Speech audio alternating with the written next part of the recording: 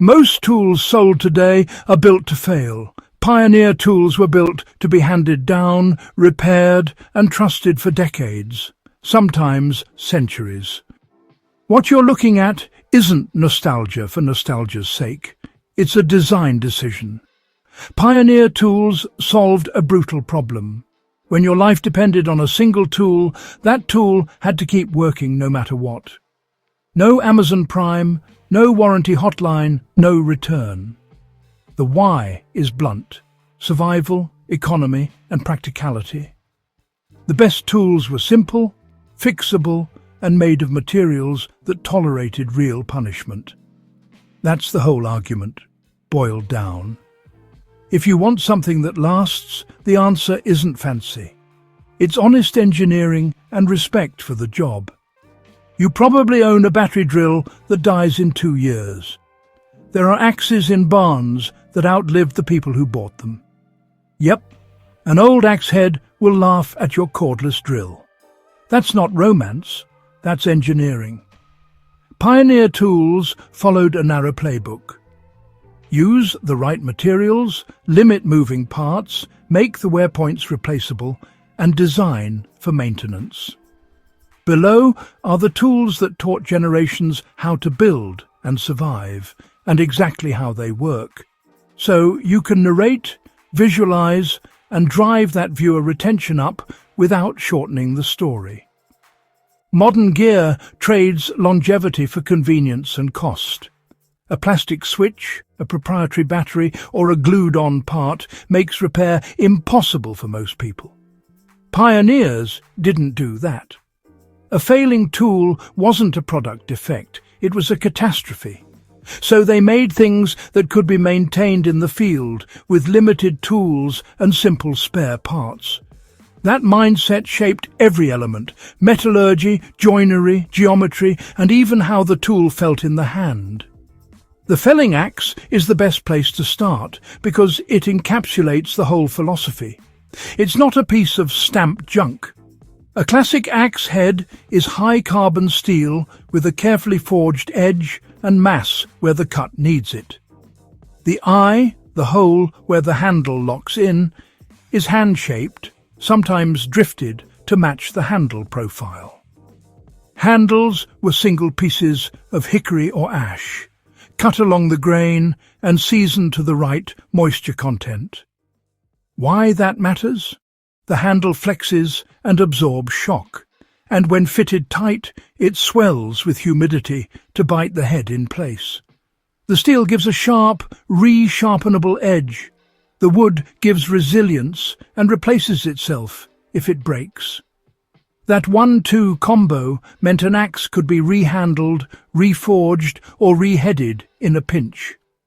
A crosscut saw wasn't just a blade, it was a system. 2 people, a long steel plate, a tooth pattern filed like a row of chisels. The teeth are alternately set left and right to create a kerf wider than the blade. That prevents binding in wet, sap-filled wood. The saw plate itself is spring steel, intentionally flexible, so the saw runs under tension rather than being pushed straight and rigid. The secret to longevity? Constant maintenance. Jointing, setting, and sharpening were everyday chores. Every logging camp had a filer who lived like a priest of the blade. Keeping the saw true meant it lasted through entire seasons, and then some. These are simple tools: blade, handles, controlled muscle. The draw knife is a single thick steel blade with 2 handles. You pull it toward you, shaving wood with direct feedback from your hand. The spoke shave is the small, controlled cousin for rounding and smoothing. No gears, no plastic, nothing to strip. They require skill, but the payoff is enormous. A lifetime of control and predictable performance. These tools teach an important point. Less complexity equals fewer failure points. An adze looks odd until you see what it does. With its blade set at a right angle like a mini scythe, it's for hollowing and shaving large surfaces.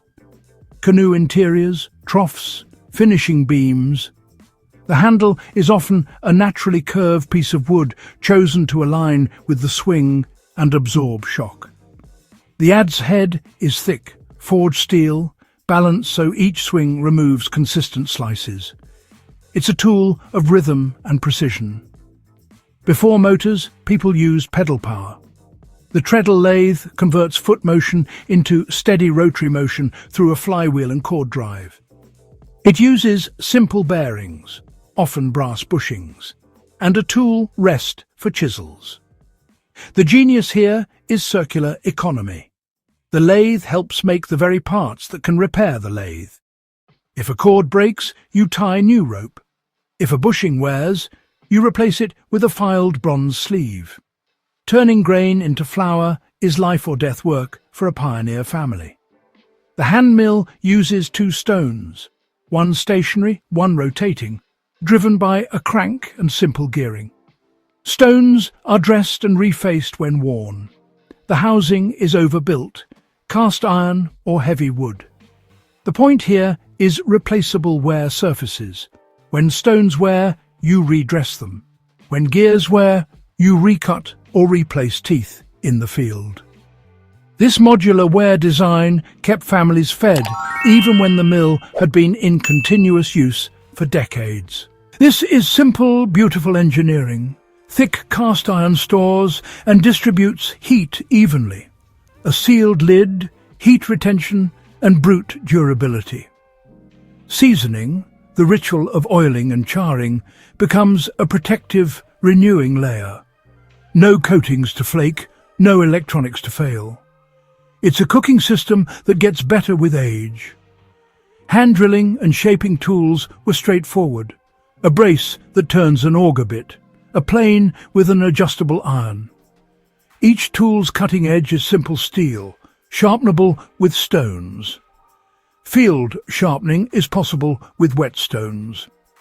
These tools weren't cheap, they were investments. A good plane handled years of use before wearing out. High-carbon steels, wrought iron for bodies, and hard stone or cast iron for grinding elements were the backbone. The steels were often heat-treated where needed and tempered to balance toughness and edge retention. Importantly, manufacturers resisted thin section engineering. Thicker sections and conservative geometry avoid stress concentration. Where possible, mating surfaces were oversized and made tolerant so they wouldn't fail catastrophically. Look at how heads go on handles. Wooden wedges, metal wedges, peened rivets. Nothing relied on brittle adhesives or molded plastic.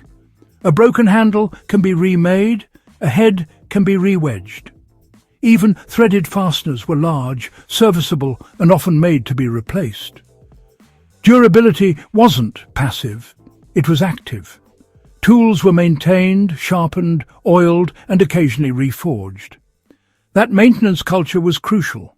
A crosscut saw without a filer is a disposable saw. An axe with a neglected handle is a hazard. Many pioneer communities had rituals, a shared sharpening day, a communal file, a tradesman who fixed everyone's gear. Those rituals meant tools stayed in service. Designing to be repairable forces, the designer to consider access and modularity. Pioneer tools often used simple parts that could be remade, wedges, wooden handles, ropes, stone surfaces. That meant the failure mode was a part, not an entire device. Today's sealed devices force disposal. Pioneer tools forced replacement.